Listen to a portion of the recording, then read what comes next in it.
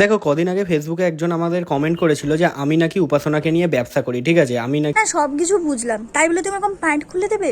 মানে তুমি এরকম জাঙ্গিয়া দেখিয়ে ঠিক কি বোঝাতে চাইছো বলো তো? মানে রূপা জাঙ্গিয়ার অ্যাড দিচ্ছ নাকি অন্য কিছু? দেখো, এই খোলাখুলির দায়িত্বটা কিন্তু তোমার বইয়ের, সারা জীবন কিন্তু তোমার বউর প্রত্যেকটা ভিডিওতে কিছু না কিছু খুলে গেছে।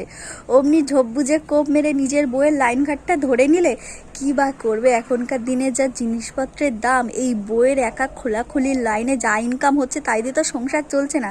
তাই দাদাও অমনি বইয়ের লাইনে দাঁড়িয়ে পড়লো, মানে খোলাখুলির লাইনে। বর হিসাবে বউকে নিয়ে নাকি ব্যবসা করব, এরকম কোনো কিছু বলেছে, ঠিক আছে? তো কথাগুলো তোমাকে যে বলেছে না, আগে ভাবতাম ভুল বলতো, এখন ভাবছি না ঠিকই বলেছে, ভুল কিছু বলেনি। এবার কথাটা হচ্ছে, দেখো, ব্যবসা করাটা এই ওয়ার্ডটা সে ঠিকঠাকভাবে ইউজ করতে পারেনি, ঠিক আছে?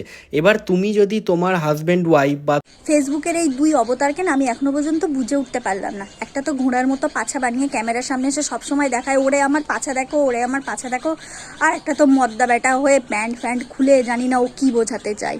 ওই যে একটা বাংলা কথা আছে না, যে রতন রতনকে চেনে, শুয়োরে চেনে কচু। এদের অবস্থাও ঠিক তাই, একজন প্যান্ট খোলা আর একজন প্যান্ট খোলাকে ভালো চিনেছে।